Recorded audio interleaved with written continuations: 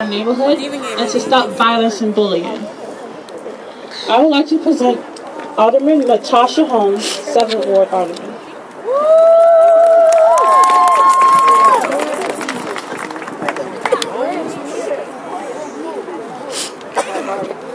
Good afternoon. Good afternoon. Good afternoon. Good afternoon.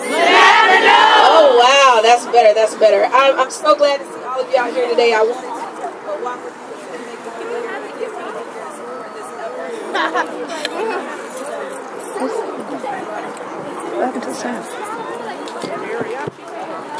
Can you hear me now? Okay. So what I was saying was that I wanted to walk with you, but couldn't get over here until this time. But wanted to be here to let you know that I definitely support the Day Without Hate. I'm sure many of you are aware that the concept came in April 2007 as a first step to stop combating violence in schools. And what happened on that day in April of 2007 is everyone had on their t-shirts, I know it's kind of cold today, but everyone had on their t-shirts to stand in unity and show support for each other, for their community, and to show that they're going to stand together and against violence in schools. And violence just doesn't mean somebody hitting somebody. It's just like all these young people have talked about earlier here today. It means no bullying, no cyberbullying, no picking on someone because you're different. I mean, I'm glad that they say that you're different. That's good. You don't want to be like everybody else. You want to be your own person. So what I see here today, I'm very proud of each and every one of you for coming out. It takes a community. You know, I say this all the time as alderman. It's only so much that I can do alone. But working together, we can make great things happen all across the 7th Ward. So I just want to say, I don't want this to be the last gathering of all you young people and parents and teachers and students. I don't want this to be the last gathering. This should be the first of many. In fact, this summer, I'm going to be doing some events all throughout the 7th Ward. There are going to be some, okay, so my tagline is I am 7. So I'm going to do some I am on your block events and I am in your park events. You see this park out here? This park is huge. Don't you want to be able to come out here and enjoy it? All this open space?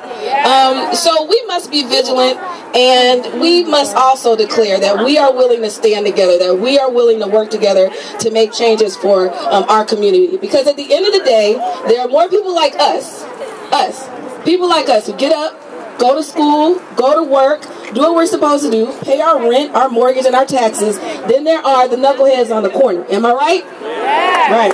So like I said, I always tell people I am 7. I'm starting to chant in the 7th Ward. So I just want you to repeat after me. I am 7. I am 7. You are 7. You are 7. We are 7. We are 7. I'm going to try that one more time. I need a little bit more crowd participation. You see, I'm kind of loud. I am 7. I am 7. You are 7. You are 7. We are 7. We are 7. All right, all right.